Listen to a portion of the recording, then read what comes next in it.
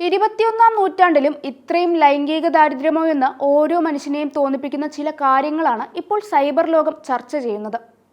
പറഞ്ഞു വന്നത് ഇന്ത്യൻ സിനിമയെ ലോക സിനിമയുടെ നെറുകയിലെത്തിച്ച കാൻ ഫിലിം ഫെസ്റ്റിവലിൽ ഇന്ത്യയുടെ അഭിമാനമായി മാറിയ ഓൾ വി ഇമാജിനേഴ്സ് ലൈറ്റ്സിനെ കുറിച്ചാണ്. ചിത്രത്തിലെ ചില ഇന്റിമേറ്റ് രംഗങ്ങളോടുള്ള മലയാളികളുടെ പ്രതികരണങ്ങളെ കുറിച്ചാണ്. ഇന്ത്യൻ സിനിമയുടെ അഭിമാനം എന്നതിലുപരി മലയാളികൾക്കും അഭിമാനിക്കാവുന്ന കാര്യം ചിത്രത്തിലുണ്ടായിരുന്നു. നമ്മുടെ സ്വന്തം അഭിനേത്രികളായ ദിവ്യപ്രഭയും കനീകുസൃതിയുമായിരുന്നു ഈ ചിത്രത്തിലെ കേന്ദ്ര കഥാപാത്രങ്ങളെ കൈകാര്യം ചെയ്തത്.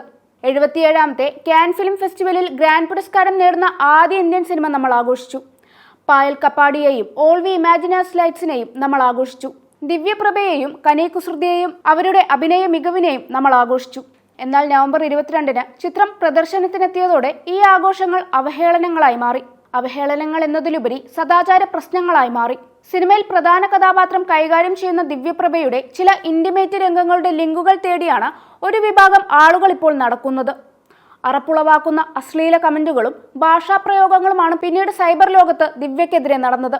ഇത്തരം കാര്യങ്ങൾ ഒരു വശത്ത് നടക്കുന്നുണ്ടെങ്കിലും വലിയൊരു വിഭാഗം സിനിമയെയും ദിവ്യപ്രഭയെയും ഒപ്പം ചേർത്ത് പിടിക്കുന്നുണ്ട്. ഇത്രയും അംഗീകാരം ഈ സിനിമയ്ക്ക് ലഭിക്കുമെന്ന് പ്രതീക്ഷിച്ചില്ല. ഇത്തരം സീനുകൾ ചെയ്യുമ്പോൾ മലയാളികളുടെ പ്രതികരണം ഇങ്ങനെ തന്നെയാകുമെന്ന് ഞാൻ പ്രതീക്ഷിച്ചിരുന്നു. എന്നാൽ 90% നല്ല പ്രതികരണങ്ങളാണ് ലഭിക്കുന്നത്. ഒരു പ്രമുഖ മാധ്യമത്തിന് നൽകിയ അഭിമുഖത്തിൽ ദിവ്യപ്രഭ പറഞ്ഞു, ഈ സിനിമയിലെ ഇന്റിമേറ്റ് രംഗങ്ങൾ അഭിനയിക്കുന്നത് എന്റെ നിർദ്ദേശപ്രകാരം ഇന്റിമസി കോർഡിനേറ്ററുമായി ഒരു അഡ്വക്കറ്റിനെ അണിയറ പ്രവർത്തകർ നിയോഗിച്ചിരുന്നു. മാത്രമല്ല അത്തരം രംഗങ്ങൾ ചിത്രീകരിക്കുമ്പോൾ വളരെ കുറച്ച് അണിയറ പ്രവർത്തകരെ മാത്രമേ ലൊക്കേഷനിൽ ഉൾപ്പെടുത്തിയിരുന്നുള്ളൂ. ഇത്തരം രംഗങ്ങളിൽ അഭിനയിക്കുന്നതിൽ പ്രശ്നമൊന്നും തോന്നിയില്ല എന്നും സിനിമയും കഥയുമാണ് വലുത് എന്നും ദിവ്യ പറഞ്ഞു. ഇവിടെ പ്രധാനമായും ചർച്ച ചെയ്യേണ്ടത് മലയാളികളുടെ കാമക്കണ്ണുകളെയും ഇടുങ്ങിയ മനോഭാവത്തെയും കുറിച്ചാണ്. ഒരുപാട് പോൺ സൈറ്റുകൾ കണ്ടിട്ടും സ്ത്രീയുടെ ശരീരത്തോടുള്ള അടങ്ങാത്ത ആവേശവും കാമവുമാണ് ഇവിടെ പ്രശ്നം. കഴിഞ്ഞ ദിവസമാണ് കേരളത്തിലെ ബാലപീഡനങ്ങൾ ഉയരുന്നതിനെ കുറിച്ചുള്ള റിപ്പോർട്ടുകൾ കേരള സർക്കാർ പുറത്തുവിട്ടത്. ഞെട്ടിക്കുന്ന കണക്കുകളായിരുന്നു റിപ്പോർട്ടിൽ രേഖപ്പെടുത്തിയിരുന്നത്. ഒരു കുഞ്ഞിനെ പോലും കുഞ്ഞായി കാണാതെ മാറിയിരിക്കുന്ന സാഹചര്യമാണ് ഇവിടെ ഉണ്ടായിരിക്കുന്നത്. പൊതുവെയല്ല പുരുഷ വിഭാഗത്തെ ഇവിടെ പറയുന്നതെങ്കിലും സ്ത്രീയെ ഒരു ഉപയോഗ വസ്തുമായി മാത്രം കാണുന്ന ആളുകൾ ഇന്നും നമ്മൾക്കിടയിലുണ്ട്.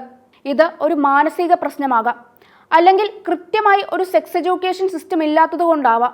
ഇനിയും ഒരു സ്ത്രീയും കുട്ടിയും സമൂഹ മാധ്യമങ്ങളിലും പുറത്തെ ഇത്തരം കാമവെറിയന്മാരുടെ കല്ലേറുകൾക്കും പാത്രമാവാതിരിക്കട്ടെ. ഓരോ വ്യക്തികളിലും സമൂഹത്തിന്റെ ശരിയായ പരിണാമത്തിന് അവരുടെ പങ്ക് നിർവഹിക്കട്ടെ.